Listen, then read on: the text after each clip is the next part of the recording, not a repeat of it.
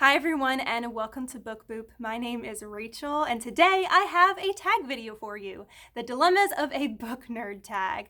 I was tagged by Alex over at Alex Black Reads. I will link her channel down below. If you have not heard of Alex before, I love watching her videos because she's always brutally honest with her reviews. She doesn't hold back and she always has really well thought out book reviews. So I highly recommend her channel. Alex, thank you so much for tagging me. I'm sorry it took me so long to get to this. I'm really behind on tags, but I'm really excited to do this one because I think the questions are a lot of fun. This tag was originally created by Lindsay's Little Library. I will link that original video down below as well. So let's go ahead and jump into these questions. I've got 10 questions to get through, so let's go ahead and jump in. The first question is book storage. How do you store and organize your books? Well, as you can see, I've got my bookshelves right here. I used to share these shelves with my husband, but we very recently got another bookshelf that we put in his office and put his books on. So now I have lots more space. And my current plan to organize these is that these top three are going to be middle grade, second three are YA, and then the bottom ones are adult. And then I also have a TBR cart, which I have next to my bed that houses all the books that I have yet to read. And once I read that book, if I decide I want to keep it, then it ends up moving up here to these bookshelves. So that's how I organize my books. Tracking. How do you keep track of what you have read and what books you own? Definitely Goodreads. I would be lost without Goodreads. That is how I track everything I have read. That's how I track especially all the books I want to read, because I have like 200 plus books on there that I want to read, and I would forget what books I wanted to read without that list. So I'm so thankful for Goodreads and to have that list and being able to keep that compiled. I don't really have to keep any kind of specific thing to track what books I own. I usually remember what books I have because my collection's not massive, so it's not like hundreds upon hundreds of books. So I don't really have trouble at the moment remembering what books I have. I would love to be able to have like an entire library's worth, but I don't think I have the space for that, unfortunately. Maybe one day, I don't know. All right, next question. Borrow. Do you loan your books out? I do, actually. I get a little nervous about handing out my babies, but I want people to really love reading as much as I do, so I love to hand my books out for people to read. To be honest, I have at least 20 of my books that are out on loan right now among friends, so I am missing a lot of books in my collection right now. Once the library shut down for quarantine for a while, my library became other people's library, so I ended up handing out a lot of books, so I've got a lot of books just out within the community right now. I'm looking forward to getting them back because I haven't had them since I've rearranged this whole thing and had more bookshelf space. So I'm excited to get them back so I can get them back on my shelves and kind of make them look the way I want to, because I love making my shelves looking pretty and I love rearranging them. It's so much fun. I'm such an organizer, so I love it. Next one, buying. How do you buy or acquire books? So several places. I love getting used books. A lot of times I'll get books at Goodwill or at a library book sale. I also love to order books on places like Book Outlet or Thrift Books, which are places that have discounted books. I also have bought some books at Books A Million, Amazon definitely. That's a lot of times where I'll buy brand new books that I really, really want right now. I'll do Amazon because I'm able to do Prime. They get to me quickly, and honestly they're usually a lot cheaper than some other places, but I end up acquiring books at several different places. But I really do love getting books that are either discounted quite a bit or originally used, so that's always fun to give a new lease on life for a book, right? All right, next one, comments. How do you respond to the "how do you read so much" comment or similar comments?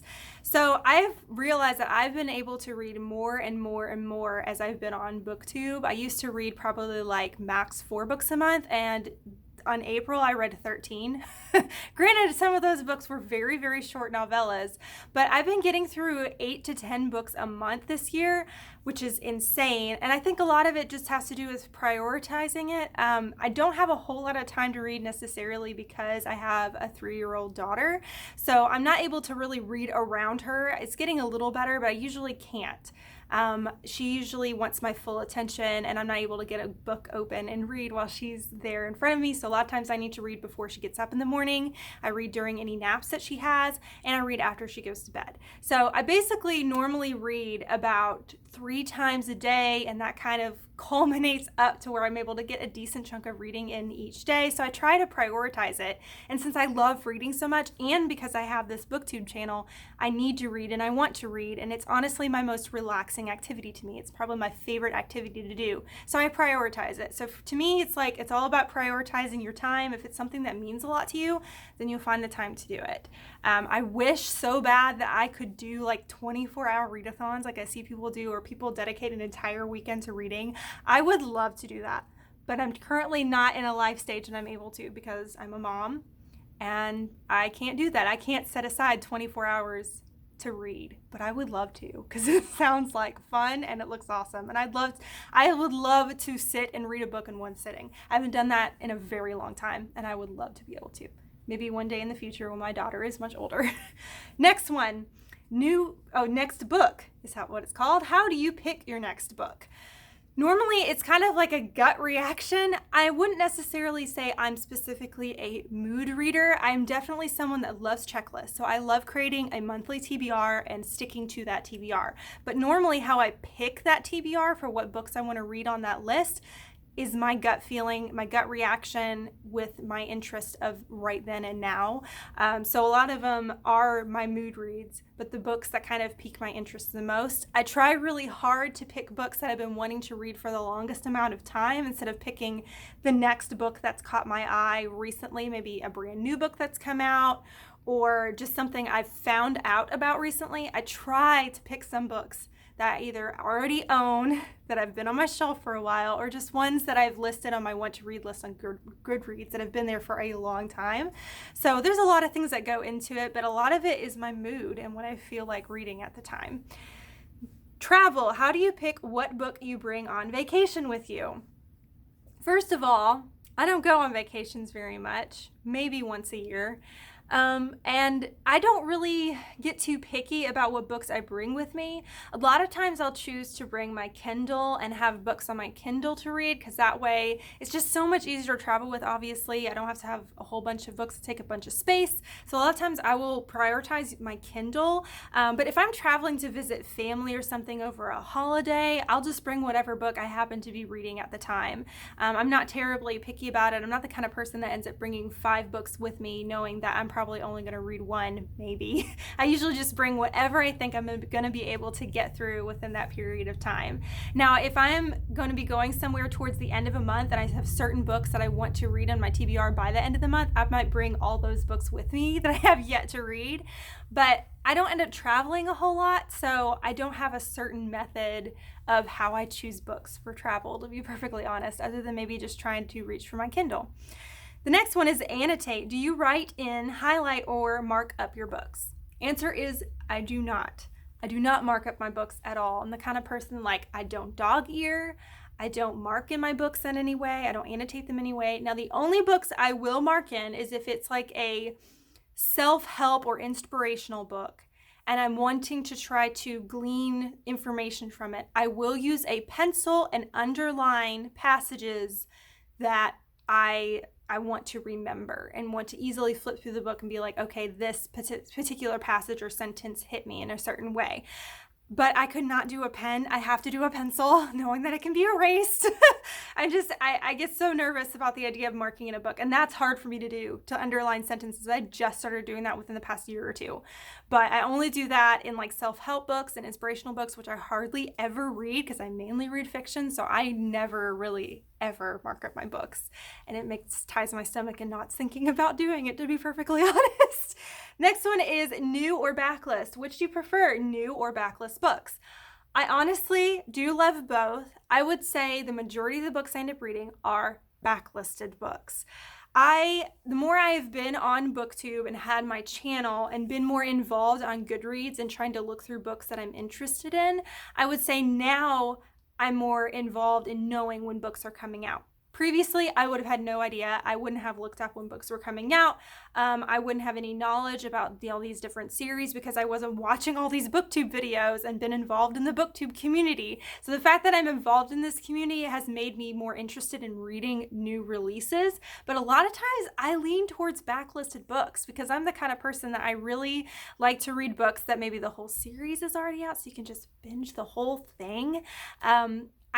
Or there's so many series out there that people really love that I haven't gotten experience, and I want to understand why people love them so much. So there are a lot of backlisted books that I read, and a lot of times I don't end up reading a new release right away. The majority of the time I'll be excited about a new release. I may even buy that new release, but it'll sit on my shelf for a while because I'm trying to focus on some other ones I've had before that. So even if there's a release I'm excited about, it's kind of rare when I end up reading it immediately right away the day it comes out. That normally doesn't happen. So I would say by the time I read a new book, it's already considered a backlist. Put it that way. All right. Sequels. Do you read books as they are released or wait for an entire series to be published before reading one book? Kind of sort of answered this a little bit already, didn't I? I almost always would have read series when they were already completely out, mainly because I wouldn't have heard of the series before because I was not involved in the community and I didn't really pay attention to the book world as much. I liked to read, but I wasn't as much of an avid reader as I am now and wasn't paying attention to when things were coming out or getting involved in series that didn't have all the books out yet. With the exception, I would say, of Harry Potter. Harry Potter is one, I think I got into Harry Potter when books 1 through 4 were out, and I remember pre-ordering all the other ones. So I would say Harry Potter is the exception earlier in my life, but a lot of times I just end up reading the books that are already out. Only recently, within the past year or two, have I actually been reading series that I'm reading them as they come out. For example, the Miss Peregrine series. I'm trying to think of some other ones. Oh, the Renegade series is another one. So I've been getting more into reading series of books before they all come out. But I don't like it. I like being able to read books one after the other, because my problem is I'll read a book and then when the next one comes out, I think I remember things, and then I start reading the sequel and realize I don't remember as much as I thought I did.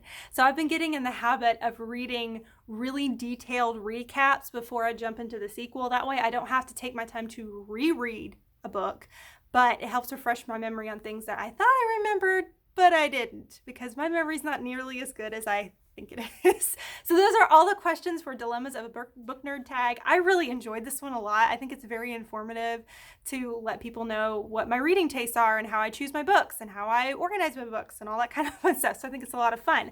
I'm going to tag 3 people, but please, if you are interested in doing this tag, I tagged you. Feel free to say I tagged you and do it, because this one's a lot of fun. I really enjoyed this one a lot. So I'm going to tag Kayla over at Kayla, either Mickabee or McGabby, and she is a newer booktuber. I think she's pretty prominent on the Bookstagram community, but she just started a booktube channel very recently, and I really enjoy her videos. I will link her down below.